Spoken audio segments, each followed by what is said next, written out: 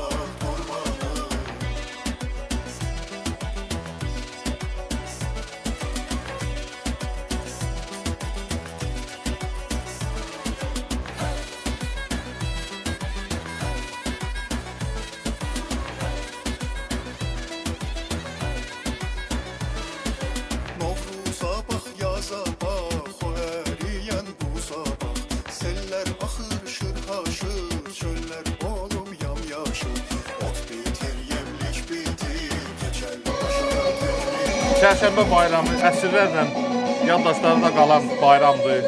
Çərşənbə bayramı günü münasibəti ilə Çərtəz Mədəniyyət Evinin klub işçisi Məlahət xanım təşkil eləmişdir bu məclisi. Mollakənd Bələdiyyəsinin adından bütün Azərbaycan xalqını təbrik edirik. Gün o günlər olsun ki, həmişə belə əmin-amanlıq olsun inşallah.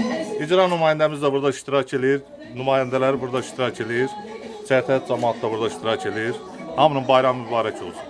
Çox mübarək. Çox mübarək. Xalqımızın milli bayramı olan Gözəl Novruz bayramı münasibəti ilə hər birinizi ürəkdən təbrik edirəm. Allah can sağlığı versin, bol ruzu versin. Bütün əmin-amanlıq olsun.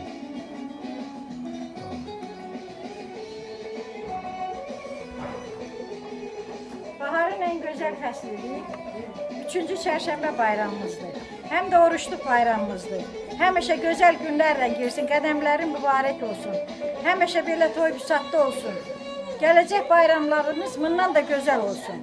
Hamınızı təbrik edirəm, bayramımız mübarək olsun. Həmişə əziz gəlsin bayramlarımız.